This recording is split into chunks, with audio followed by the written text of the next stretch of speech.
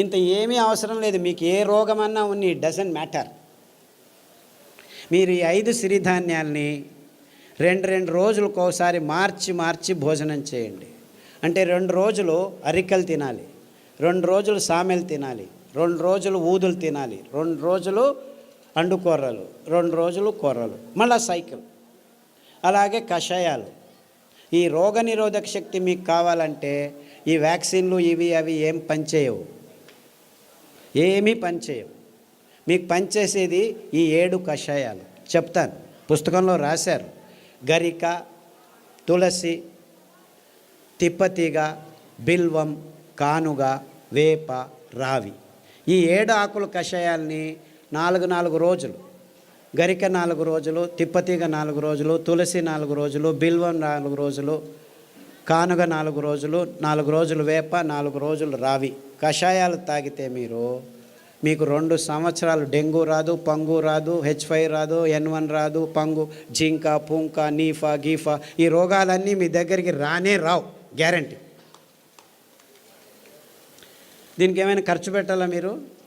కానగాకు దొరుకుతుంది, తిప్పతీగ దొరుకుతుంది, వేపాకు దొరుకుతుంది, రావాకు దొరుకుతుంది, ఇంకా అన్ని చోట్ల నేను చెప్పేటివన్నీ దొరుకుతూనే ఉన్నాయి. మన అదృష్టం. ఒక్క పైసా ఒక్కరూ ఖర్చు పెట్టాల్సిన పని లేదు. ఆకులు తెచ్చుకోండి, బాగా కడగండి. ఏ దానిలతో కడుగుతారు? ఏ నీళ్ళతో కడుగుతారో ఆర్వో వాటర్తో కడగండి. రాగి ప్లేట్ ఉంచినా మట్టి కుండలో ఉన్న నీళ్ళతో కడగండి, స్ట్రక్చర్డ్ వాటర్తో కడగండి. అర్థమైందా? ఆ నీళ్ళతో కడిగి ఆ నీళ్ళతోనే కషాయం చేసుకొని, కావాలంటే తాటి బెల్లం, చెరుకు బెల్లం వేసుకోవద్దండి, గ్లూకోజ్ ఎక్కువ ఉంటుంది. తాటి బెల్లంలో ఫ్రక్టోజ్ ఎక్కువ ఉంటుంది, ఏమీ ఇబ్బంది లేదు. పిల్లలకి బెల్లం కొద్దిగా వేసి కషాయం తాపించండి. 9 నెలల పాప నుంచి 108 సంవత్సరాల ముసలి వాళ్ళు కూడాను కషాయాలు తాగొచ్చు, ఏమీ ఇబ్బంది లేదు. అదే ఆడవాళ్ళు అయితే గోంగూర కషాయం రామబాణం. మీకు ఏమీ తోచట్లేదనుకోండి, గోంగూర ఆకు తెచ్చుకొని 4 ఆకులు ఉడకపెట్టుకొని 2 నిమిషాలు కషాయం చేసుకొని తాగండి. టీవీ చూడకండి, టీవీ చూస్తూను తాగొచ్చు. గోంగూర కషాయం అయితే మీకు టీవీ చూడకుండా చేస్తుంది. మీకు ప్రజ్ఞ ఎక్కువ అవుతుంది, రోగనిరోధక శక్తి ఎక్కువ అవుతుంది, అద్భుతమైన రక్తహీనత నుంచి దూరంగా చేసేదానికి వీలవుతుంది, వైట్ డిశ్చార్జ్ తక్కువ అవుతుంది. ఇలాంటి మీ సమస్యలన్నీ 99% గోంగూర కషాయంతో మాయమైపోతాయి. సో వారానికి 2 రోజులు, లేకపోతే 2 వారాలు గోంగూర కషాయం, 2 వారాలు కొత్తిమీర కషాయము, 2 వారాలు రావి ఆకు కషాయం తాగితే చాలు, ఆడవాళ్ళకి ప్రాబ్లమ్స్ అన్నీ మాయమైపోవడం మొదలుపెడతాయి. ఇంత సింపుల్గా ఉంది విషయం. ఇన్ఫ్యాక్ట్ ఇంత సింపుల్గా ఉందని నేను చెప్పేది ఎవరు నమ్మరు. మొదలు అందరూ అలాగనే వాళ్ళు. ఇన్ఫా ఒక డాక్టర్ లేచి నేను 2 గంటలు లెక్చర్ ఇచ్చిన తర్వాత, ఓ ఈజ్ దట్ సో సింపుల్ అన్నాడు. I said it is much simpler. 2 గంటలు అవసరం లేదు, 2 వాక్యాల్లో చెప్తాను నేను. 2 వాక్యాలు. రోజుకు 1 గంట నడవండి, వీలైతే పొద్దున 15 నిమిషాలు, సాయంకాలం 15 నిమిషాలు. ఇంత అద్భుతమైన పదార్థాన్ని ఇప్పటికీ ఇస్తున్నాడు దేవుడు. ఇన్ని పాపాలు చేసినా మనము ఆ దేవుణ్ణి ఒక 15 నిమిషాలు పొద్దున్న లేచి ధ్యానం చేయండి, సాయంకాలం పడుకునే ముందు ఒక 15 నిమిషాలు ధ్యానం చేయండి. తర్వాత సిరిధాన్యాలను తినండి, గోధుమలను తినకండి, బియ్యం తినకండి, పాలు తాగకండి, చక్కెర ముట్టద్దండి, గుడ్లను కూడా చూడొద్దండి. పాపం అవేమో పిల్లల కోసం గుడ్లు పెట్టుకుంటున్నాయి, మీరు వెళ్ళి రాక్షసులాగా తినకండి. దానిలో గుడ్లు దానిలో కొండనివ్వండి. లేదు చేపలు చాలా మంచివి, జలపుష్పాలు తినొచ్చని కొందరు స్వామీజీలు కూడా చెప్పడం మొదలుపెట్టారు. దాంట్లో మీకు దొరికేది పాదరసము, మెర్క్యూరీ తప్ప ఇంకేమీ దొరకదు, అంత భయంకరంగా ఉంది. బుద్ధిమాంద్యం పోదు కదా, బుద్ధిమాంద్యులు అవుతారు. మీ పిల్లలు బుద్ధిమాంద్యులు కాకుండా పుట్టాలంటే కొర్రలు తినండి, అండు కొర్రలు తినండి, అరికెలు తినండి, సామెలు తినండి. అరటి బోధ కషాయము, పసుపు కషాయము గర్భిణిగా ఉన్నప్పుడు తాగండి, పిల్లలకు తాగించండి. మీ పిల్లలు బుద్ధిమాంద్యులు అయిపోయి సూక్ష్మగ్రాహీలు అవుతారు. ఇన్ఫ్యాక్ట్ ఫిట్స్ వచ్చి కత్తి చాకు తీసుకొని చంపేస్తాననే పిల్లవాడు, ఆ తల్లిదండ్రులు కత్తి చాకు తీసుకొని చంపేదానికి పోయే పిల్లవాడు పసుపు కషాయము, రావి ఆకు కషాయము, శొంఠి కషాయం తాగిపించి అండు కొర్రలు తినిపించడం మొదలు పెడితే ఇప్పటికి 12 సంవత్సరాలైంది, 10వ తరగతి ఫస్ట్ క్లాస్లో పాస్ అయ్యాడు. ఇలా 100 కేసులు ఉన్నాయి. అంటే ఫిట్స్ కోసమని టెగ్రిటాలు, వాల్ప్రోయిక్ యాసిడ్, ఫ్రీజియం ఇవ్వడం మొదలు పెడతారు పిల్లలకి. ఆ మందులు తీసుకుంటూ పిల్లలు బుద్ధిమంతులు అయిపోతారు. ఫిట్స్ రావు అని చెప్తారు, అయినా వస్తూనే ఉంటాయన్నమాట. అలాంటి వాళ్ళందరికీ కొర్రలు, అండుకొర్రలు తినిపించి ఈ కషాయాలు తాగిపిస్తే 6 నెలల్లో ట్యాబ్లెట్లు మెల్లిమెల్లిగా ఆపు చేసి ఇప్పుడు హ్యాపీగా ఇంట్లో అందరికీ సహాయం చేసుకుంటూ బాగా నడుస్తూ ఏ ఇబ్బంది లేకుండా మాట్లాడటం తెలియని వాళ్ళు కూడా మాట్లాడడం మొదలుపెట్టారు. అది 15 సంవత్సరాలు 20 సంవత్సరాల తర్వాత. అంతవరకు మాటలనేది తెలియని పిల్లలు కూడాను ఇప్పుడు మాటలు నేర్చుకుంటున్నారు. ఇలాంటి అద్భుతమైన విషయాలు ఈ ధాన్యాల్లో, ఈ కషాయాల్లో ఉన్నాయని చెప్పేదానికి నాకు చాలా చాలా సంతోషంగా ఉంది. అర్థమవుతుందా? It's very simple, very very simple. ఇంత సరళమైన అద్భుతమైన ఆరోగ్య రహదారిని మేము నిర్మించాం. ఇంకా బాకీ ఉంది ఏమిటి? మీరందరూ అందులో నడవటం మాత్రమే. అంతే. అందరికీ ఆహ్వానం, ఆరోగ్య రహదారిలో నడవండి అని మా విన్నపంతో మీ అందరికీ వందనాలు. సిరిధాన్యాలు తింటే అరగట్లేదు అని దీనికి 2 కారణాలు ఉన్నాయి. మీరు పొద్దున్న సిరిధాన్యం ఇడ్లీలు తింటే రాత్రి వరకు ఆకలి కాదు. మీరు అనుకుంటున్నారు ఈ బియ్యం తిని 2 గంటలకే ఆకలి అవుతుంది కదా, సో అది బాగా అరుగుతుంది అనుకుంటున్నారు. అలా కాదు. ఇది సిరిధాన్యాలు తింటే మీకు ఎంత కావాలో అంత గ్లూకోజ్ అందుతూ ఉండటం వల్ల మీకు ఆకలి కాదు. అంటే అది జీర్ణం కావట్లేదని కాదు మీకు అర్థం. అందరికీ ప్రాబ్లం అది. అంతేకాకుండా మీరు సిరిధాన్యాల్ని బియ్యంలాగే కుక్కర్లో వేసి పుస్ పుస్ అని 4 కూగులు కూగించేస్తే రాదనమాట. అది ఉడకదు. రాత్రి నానబెట్టి పొద్దున ఉడకబెట్టుకోవాలి. కనీసం 3 గంటల నుంచి 6 గంటలు నానబెట్టాలన్నమాట. నానబెట్టి వండితే ఆ ధాన్యం తింటే మీరు హ్యాపీగా ఫీల్ అవుతారు, ఆరోగ్యంగా ఉంటుంది. సిరిధాన్యాలు చిన్న పిల్లలు 9 నెలల పిల్లలు కూడాను జీర్ణించుకోగలరు, ఏమీ ఇబ్బంది లేదు. కానీ మీరు వంట వండే విధానంలో మార్పు రావాలి. నానబెట్టి వంట చేయాలి. హలో సార్, మేము dialysis patient. Kidney infection. Hello, కిడ్నీలో చాలా రకాలైన ఇబ్బందులు ఉన్నాయి. ఒకటి కిడ్నీలో రాళ్ళు రావటం, కిడ్నీ నుంచి యూరిక్ యాసిడ్ ఎక్కువ ఉండటం, క్రియాటినిన్ ఎక్కువ కావటం, డయాలసిస్కి పోవటం ఇలాంటివి. తర్వాత ప్రోటీన్లు ఎక్కువ కారటం, లావుగా ఉండిపోవడం, ముఖంలో వాపు రావటం, ఇవన్నీ కిడ్నీకి సంబంధించిన రోగాలు. కాలు కూడా ఇంత లావు నీళ్లు ఊరుకోవడం, ఇవన్నీ ఇబ్బందులకి చాలా సరళమైన పద్ధతి. అరికెలు 3 రోజులు, సామెలు 3 రోజులు గంజి రూపంలో తాగాలి.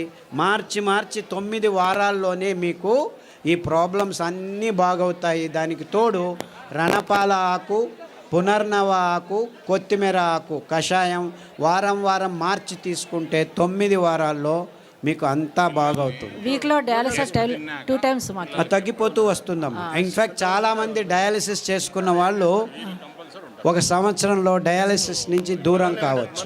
Thank you sir. అండుకొర్రలు, బోధకాలు రోగం ఉన్న వాళ్ళు అండుకొర్రలు ఒక 3-4 సంవత్సరాలు తింటే బోధకాలు మెల్లిగా బాగవుతూ వస్తుంది.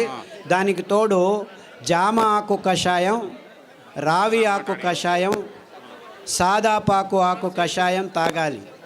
బోధకాలు ఉన్న వాళ్ళకి అండుకొర్రలు 3 రోజులు, మిగిలిన ధాన్యాలు 4 ఒక్కొక్క రోజు తినాలి. సార్ నమస్కారం అండి. సార్ ఇక్కడ సార్ ఇటుపక్క సార్ చెప్పండి సార్. నా భార్యకి 4 సంవత్సరాల నుంచి ఒక వ్యాధి ఉన్నదండి. ఆమె ఉదయం పూట్ల సరిగా పండుకోదండి. రాత్రి పూట పడుకున్న తర్వాత మళ్ళీ తెల్లవారుజామున లేదండి. ఆ రాత్రి తెల్లవారుజామున అట్లా 2 రోజుల వరకు అలాగనే నిద్రపోతుందండి.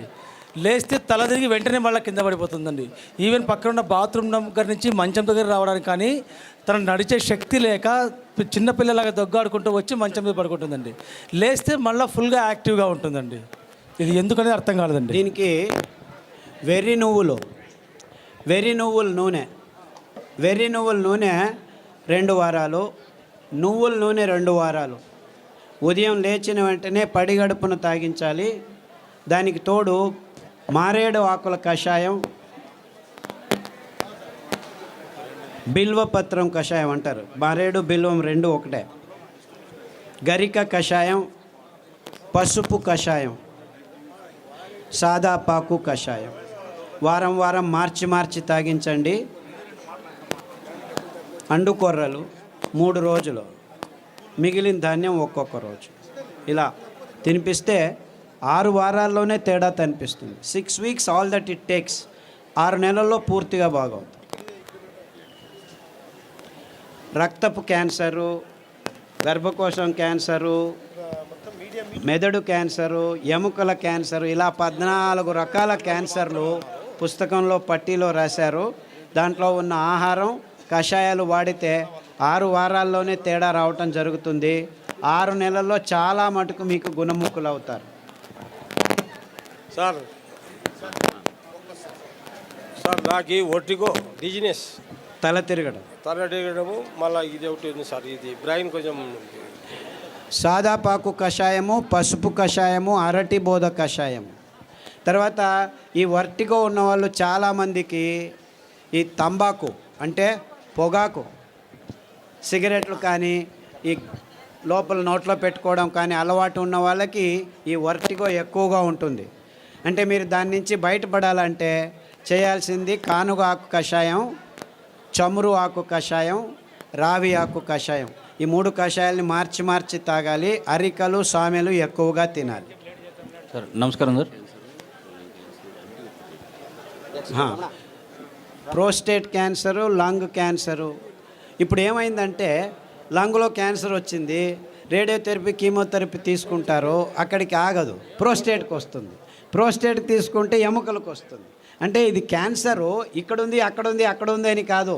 క్యాన్సర్ మొత్తం దేహంలో ఉంది, ఒక్కొక్కసారి ఒక్కొక్క చోట బయటపడుతుంది అని అది అర్థం చేసుకోవాలి. కాబట్టి అన్ని క్యాన్సర్లకు మూలం ఒకటే. అందువల్ల మీరు పారిజాతము, రావి ఆకు, జామ ఆకు కషాయాలు అన్ని క్యాన్సర్లకు బేస్గా ఉండాలి. ఈ 5 ధాన్యాల్ని 2 రోజులు తినడం మొదలు పెట్టండి. 6 వారాల నుంచి 6 నెలల్లో మీకు గుణముఖుడవడం మొదలు పెడతారు. 2 సంవత్సరాల్లో పూర్తి క్యాన్సర్ మీ దేహం నుంచి బయటపడిపోతుంది. ఏమీ ఇబ్బందులు ఉండకుండా జరుగుతుంది. బ్రెయిన్ స్ట్రెంగ్తింగ్ చేసి అదే చెప్పాను కదా, సాదాపాకు, పసుపు కషాయాలన్నీ ఈ నర దౌర్బల్యానికి జరిగినేదానికి. తర్వాత నువ్వుల నూనె, వెర్రి నువ్వుల నూనె తాగండి. ఐబిఎస్ పుస్తకంలో రాసాము. ఐబిఎస్, క్రాన్స్ డిసీజు, కొల్లైటిసు ఇవన్నీను లిస్ట్ చేశాము. పుస్తకంలో పట్టీలో ఉంది, గమనించి వాడండి. నమస్కారం సార్. సార్ నమస్కారం సార్. సార్ పాలు కాకుండా పాల ఉత్పత్తులు, పెరుగు, మజ్జిగ. పాలు లాక్టోబాసిల్లస్ తోడుకు పెరుగుకు వేసుకుంటే అందులో ఉన్న కెమికల్స్ అన్నీ నిర్నామం అయిపోతాయి ఫర్మెంటేషన్ వల్ల. అంతేకాకుండా మనకు పాలు, కొబ్బరి పాలు అతి అద్భుతమైన పాలు, అన్ని రోగాలను దూరం చేస్తాయి. నువ్వుల పాలు ఇంకా మంచిది, రాగి పాలు మంచిది. సో మనకు ఒక్క పాలు కాదు, కొబ్బరి పాలు అతి అద్భుతమైన పాలు. పిల్లల రోగాలన్నీ దూరం అయిపోతాయి. రోగనిరోధక శక్తి ఎక్కువ అవుతుంది, జీర్ణశక్తి బాగుంటుంది, మెదడు రోగాలు రాకుండా ఉంటాయి. సో మీరు పాలకు పర్యాయం అంటే చాలా పాలు ఉన్నాయి. కొబ్బరి పాలు, నువ్వుల పాలు, రాగుల పాలు, సజ్జల పాలు, ఇలా 4-5 రకాల పాలు. దానిలో నుంచి పెరుగు కూడా చేసుకోవచ్చు, ఏమీ ఇబ్బంది లేదు. సార్ నమస్కారం అండి. నా పేరు పూల రమణ సార్. ఈ పరిసర ప్రాంతాల్లో మాకు రాగిడి భూములు ఎక్కువ సార్. సో ఈ ప్రాంతంలో మేము ఎక్కువగా జొన్నలు పండిస్తుంటాం. జొన్నలు, రాగులు, సద్దలు పండిస్తుంటాం. వాటి గురించి కూడా మీరు కొంచెం దయచేసి వాటి వివరణ కూడా ఇవ్వాలి. పుస్తకంలో రాశారు తటస్థ ధాన్యాలని. ఎందుకు మీరు రాగులు, సజ్జలు, జొన్నలే ఇంకా పెంచుతున్నారంటే కారణం ఇంతే. ఇది చాలా టెక్నికల్ రీజను, ప్రాక్టికల్ రీజను. రాగులు, సజ్జలు, జొన్నలు నగ్న బీజాలు అంటారు. అంటే దానిల మీద కవచం ఉండదు. అంటే దాన్ని మీరు మిషన్కి తీసుకెళ్ళి డీహస్కింగ్ చేయాల్సిన పని లేదు. అందుకే